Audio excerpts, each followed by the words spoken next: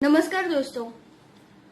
1.5 साल से ज्यादा समय हो गया और पूरी दुनिया पर कोरोना ने अपना कहर ढाया है।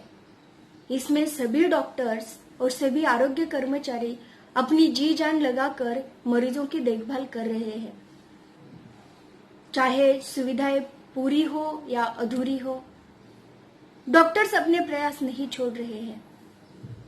आज देखा जाए तो समय किसी पर आरोप प्रत्यारोप करने का नहीं है, लेकिन फिर भी एक डॉक्टर होने के नाते मैं कुछ बोलना चाहती हूँ और डॉक्टर्स का दुख दर्द आपके साथ बांटना चाहती हूँ।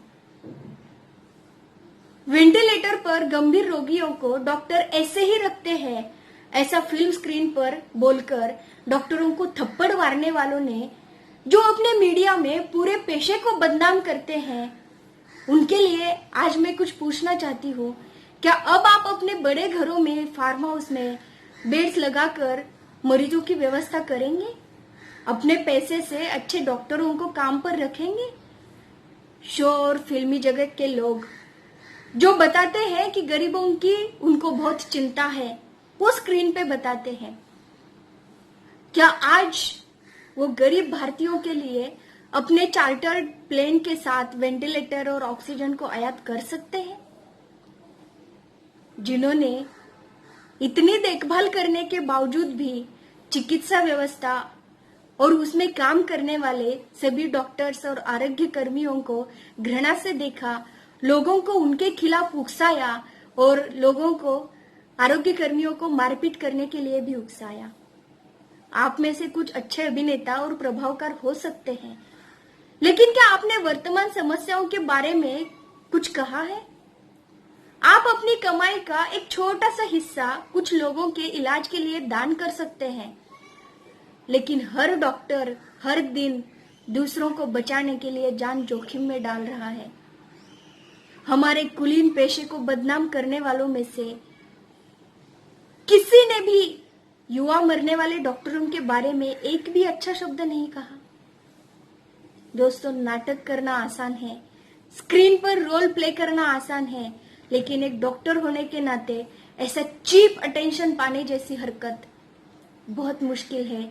और एक डॉक्टर होना और इतना सब सहने के बावजूद भी लोगों की जी जान से सेवा करना बहुत मुश्किल है। लेकिन फिर भी हम सब आरोग्य सेवी, हम सब डॉक्टर से कर रहे हैं। इस देश में डॉक्टरों को अपनी तनख्वाह के लिए हो या उन्हें कुछ फैसिलिटीज प्रोवाइड की जाए, इसके लिए धरना देना पड़ता है, आंदोलन करना पड़ता है। हमारी हेल्थ सिस्टम इतनी खोखली है। पिछले हफ्ते नागपुर से एक रिपोर्ट आई थी कि नागपुर में 3.5 लाख की आबादी के लिए सिर्फ 350 वेंटिलेटर्स और आईसीयू बेड्स उपलब्ध है, और लगभग यही हाल हमारे पूरे देश का है। ऐसा बोलना गलत भी नहीं होगा। अगर परसेंटेज में देखा जाए तो 3.5 लाख पॉपुलेशन के लिए अगर सिर्फ 350 बेड्स है, तो ये परसेंटेज कहाँ जाता है? आप खुद देख लो। हमारी आरोग्य व्यवस्था, हमारा हेल्थ इंफ्रास्ट्रक्चर, हेल्थ सिस्टम का इंफ्रास्ट्रक्चर सिर्फ 1% है in comparison with the population. ऐसे हालात में भी हमारे डॉक्टर्स अपनी जी जान लगाकर मरीजों की सेवा कर रहे हैं। सभी आरोग्य कर्मचारी उनकी सेवा कर रहे हैं। पिछले एक साल में सिर्फ 2020 में सीमा पर शहीद होने वाले जवानों की तुलना में 7 टाइम्स मोर डॉक्टर्स शहीद हुए हैं। यानी कि अगर सीमा पर 1000 जवान देश की सुरक्षा में अपनी जान गंवा बैठे हैं, तो इस देश में काम करने वाले 7000 डॉक्टर्स अपनी जान गंवा बैठे हैं सिर्फ और सिर्फ साल 2020 में, इस कोरोना पैंडेमिक में। फिर भी आज कुछ न्यूज देखने को मिलती है कि इस हॉस्पिटल में डॉक्टर ने सही से इलाज नहीं किया, किसी हॉस्पिटल के सामने ही मरीज को अपनी जान गंवानी पड़ी, अपने रिश्तेदारों के सामने उसने अपनी जान गंवाई, लेकिन फिर भी डॉक्टर ने उसे ट्रीटमेंट नहीं दिया। दोस्तों, ये हेल्थ सिस्टम का और डॉक्टरों का जो दुख दर्द है वो कौन समझेगा? अगर फैसिलिटीज ही प्रोवाइड नहीं की जाएंगी तो डॉक्टर तो क्या करेंगे? आप समझो, हॉस्पिटल मैनेजमेंट ये एक अलग बात होती है और डॉक्टर होके मरीजों का इलाज करना ये एक अलग बात होती है। और हर जगह पे हॉस्पिटल का मैनेजमेंट खुद डॉक्टर नहीं करते हैं। कुछ प्राइवेट अस्पतालों में होगा भी कि डॉक्टर खुद अपने हॉस्पिटल का मैनेजमेंट करता है, लेकिन ज्यादातर ऐसा नहीं होता है। अगर हमारी सरकारी आरोग्य सेवाओं के बारे में जाना जाए तो आप सब जानते हैं कितनी फैसिलिटीज प्रोवाइड की जाती है, गवर्नमेंट का कितना हेल्थ इंफ्रास्ट्रक्चर डेवलप्ड है, हम उसके बारे में कुछ नहीं बोलते हैं। जब इलेक्शंस आते हैं तब इलेक्शन में हम लोग ये हमारा रिश्तेदार है, ये मेरी जात का है, ये मेरी धर्म का है, इसने मुझे 10,000 दिया, इसने मुझे 5,000 दिया, ऐसा बोलकर इन सब चीजों के लिए हम वोट करते हैं। क्या हमने कभी भी डिमांड की है कि हमारे लिए, हमारे बच्चों के लिए आरोग्य की क्या सुविधा होगी, एजुकेशन की क्या फैसिलिटीज होगी, हेल्थ, एजुकेशन, इस बारे में, इस मुद्दे पर हमने कभी मांग की है? दोस्तों, वैसे तो ये समय किसी को कुछ भला बुरा कहने का नहीं है और मैं भला बुरा भी नहीं कह रही हूँ, सिर्फ और सिर्फ अपनी डॉक्टरों की व्यथा बता रही हूँ और आप सबको जागरूक कर रही हूँ कि आप सबको जगना चाहिए। इस परिस्थिति से भी हमें कुछ सीखना चाहिए, सीख लेनी चाहिए और आगे जब भी इलेक्शंस होंगे तो हमें हेल्थ और एजुकेशन इन मुद्दों पर ही वोट करना चाहिए।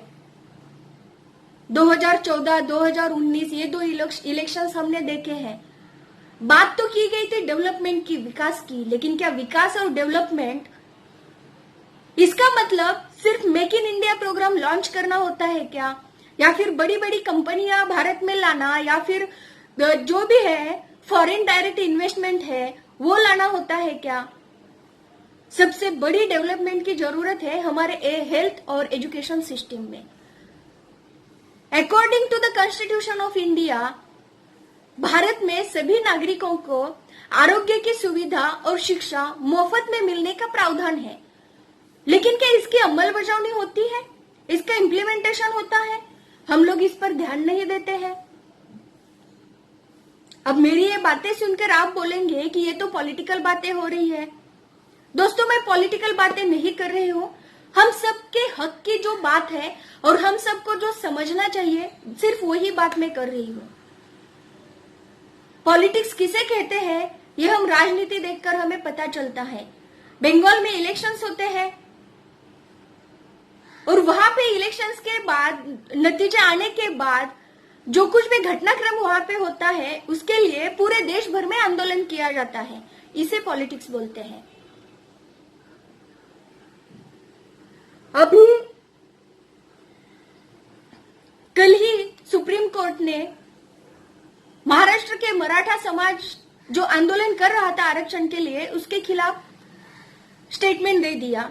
या फिर मराठा समाज को ऐसा लगता है कि सुप्रीम कोर्ट का स्टेटमेंट उनके अगेंस्ट है। उसके बाद जो महाराष्ट्र में स्थिति उत्पन्न हो गई, जो मराठा समाज के नेतागण जो स्टेटमेंट्स कर रहे हैं, उसे राजनीति कहते हैं। हमारे भारत के संविधान ने जो हमें अधिकार दिया है, उस अधिकार को मांगने को राजनीति नहीं कहते हैं, उसे पॉलिटिक्स नहीं बोला जाता है। दोस्तों, ये बात हम सबको याद रखना जरूरी है और इस पर हमें अमल करना जरूरी है कि भारत के संविधान ने जैसे हमें अधिकार दिए हैं, उसके साथ हमें कर्तव्य भी दिए हैं और इस देश का जिम्मेदार नागरिक होने के जो नाते जो हमारे कर्तव्य है वो हमें निभाने ही चाहिए। हमारा हेल्थ सिस्टम कितना अपूरा है, हेल्थ फैसिलिटीज कितनी अपूरी है, एजुकेशन में क्या, एजुकेशन सिस्टम में क्या ड्रॉबैक्स है, ये सब जानकर वो कैसे ठीक हो जाए, इसके लिए हम सबको प्रयास करना चाहिए। थोड़ी देर पहले मैंने स्टेटमेंट किया था कि जो हालत नागपुर के है, यानी कि 3.5 लाख पॉपुलेशन के लिए सिर्फ 350 आईसीयू बेड्स, ये जो हालत नागपुर की है, लगभग यही हालत पूरे देश की है बोलना गलत नहीं होगा। ये मैं इस आधार पर बोल रही हूं कि 22 राज्यों में हमारे जो लोग काम कर रहे हैं, मेरी टीम के मेरे साथी हैं, उनकी तरफ से जो जानकारी मिली है उसके आधार पर बोल रही हूं। आज कोरोना पैंडेमिक में अगर देखा जाए, पूरे भारत देश में महाराष्ट्र गवर्नमेंट का काम अच्छा है। जहां पे काम अच्छा हो रहा है वहां पे हमें गवर्नमेंट की प्रशंसा भी करनी चाहिए, और जहां पे काम ठीक नहीं हो रहा है वहां पे हमें गवर्नमेंट को इस बात को ध्यान में लाना चाहिए कि काम यहाँ पे अच्छा नहीं हो रहा है, कृपया करके आप अच्छी सुविधाएं प्रोवाइड करें। डॉक्टरों का दुख दर्द बांटना ये तो मकसद था ही, उसी के साथ आप लोगों को जागरूक करना भी मकसद था। आशा करती हूं कि इस सिचुएशन के बाद हम कुछ सीखेंगे, इससे कुछ सीख लेंगे, और इस सीख को ध्यान में रखकर हम आगे की जिंदगी में अपने डिसीजंस लेंगे, चाहे वो सोशल हो, पॉलिटिकल हो या और कुछ हो। धन्यवाद।